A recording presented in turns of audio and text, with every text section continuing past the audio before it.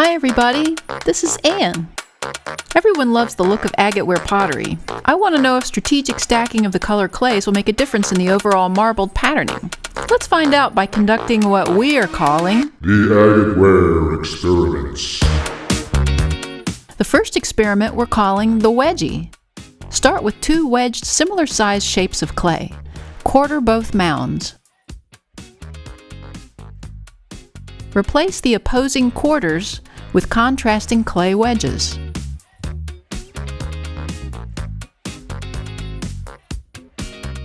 Firmly push them together so there's no air pockets.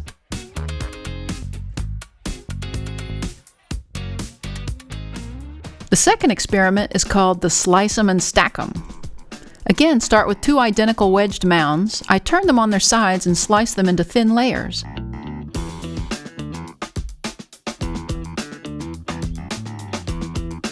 Alternately stack them together.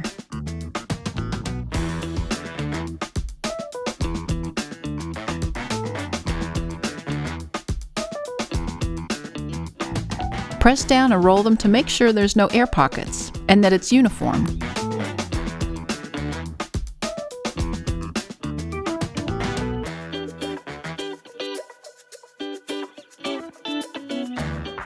The third experiment is called the top half stack.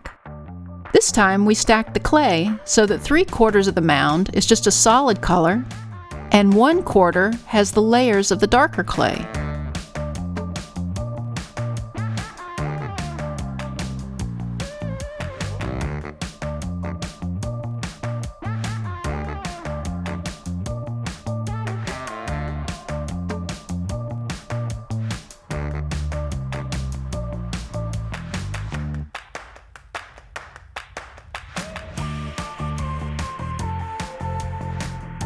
Experiment number 4 we're calling the slab and stripe. I rolled out a slab of white clay, then topped it with thin strips of the colored clay.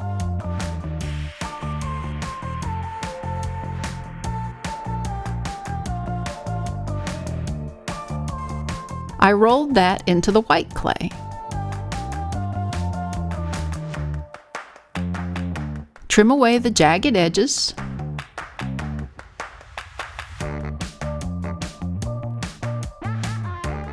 And then I turned it over and began rolling it like a jelly roll to make sure there's no air pockets.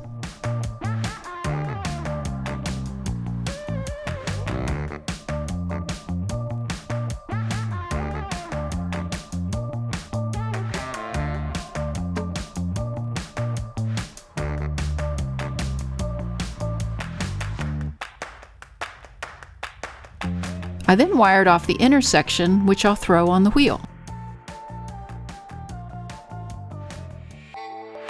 Experiment number 5 is the colored carousel.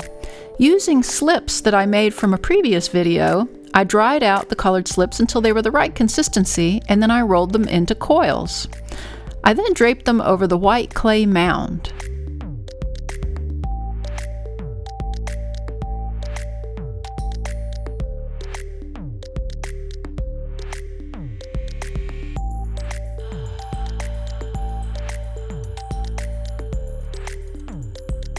I pressed down and on the sides so they would adhere.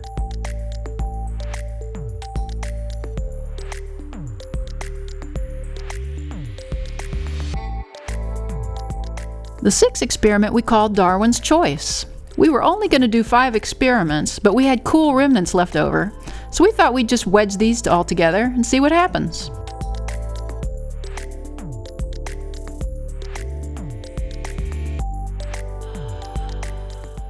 On to the throwing and the reveal.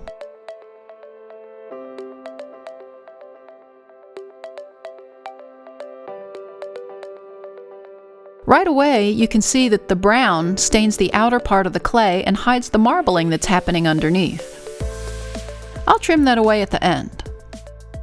An important tip for throwing is to make sure your clay bodies are a consistent wetness, or it'll be difficult to throw. Now I'm going to use a metal rib to trim away the outer smudgy layer to reveal the beautiful marbled pattern underneath. It gave it a nice barbershop pole appearance.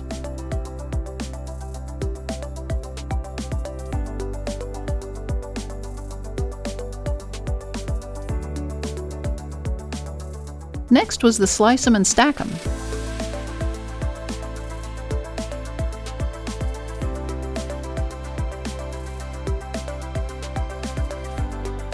This time I'm using my trim tool to scrape off that smudgy layer for more pronouncement. You can see that the layers are very apparent, although the brown took over the white layers at the top. I like the slight swirled effects of the colors.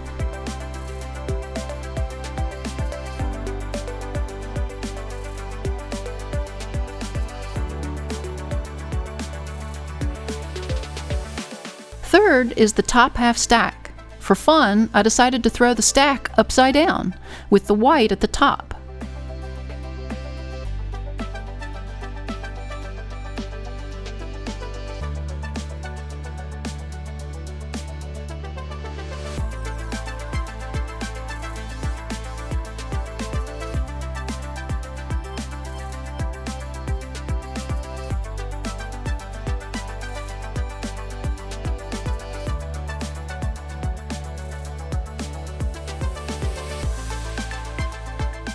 Looks like a distant landscape along the bottom.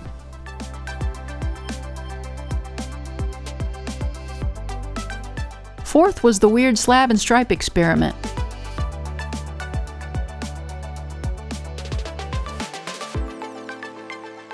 I found out that because the brown clay was such a superficial layer, I needed to be careful when scraping off the outer layer so I didn't cut too deep and erase the stripes altogether.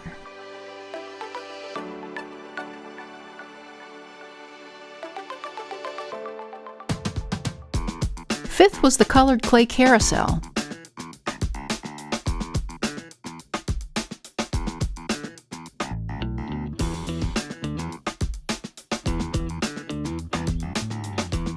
I had to keep in mind that the colored clay was very superficial, so I was careful when trimming away the outer layer. This created a colorful swirled marbling effect.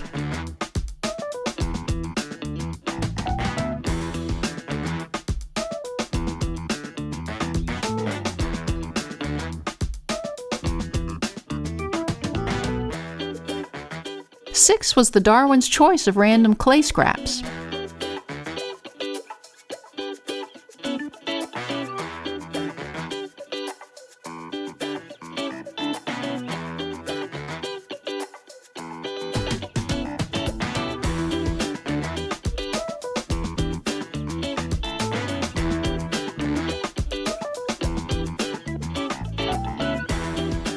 Since the colored clays are infused in the walls, it produced a deeper marbling effect.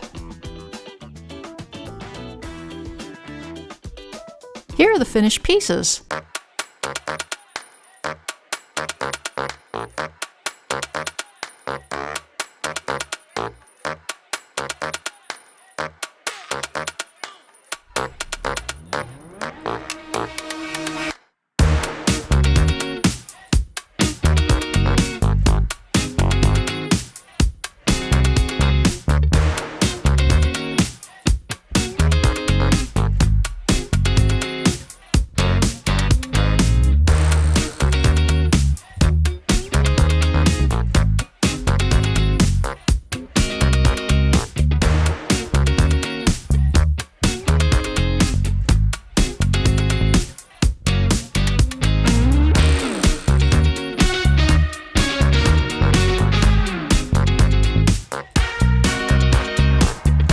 If you like our video, please like, share, and subscribe.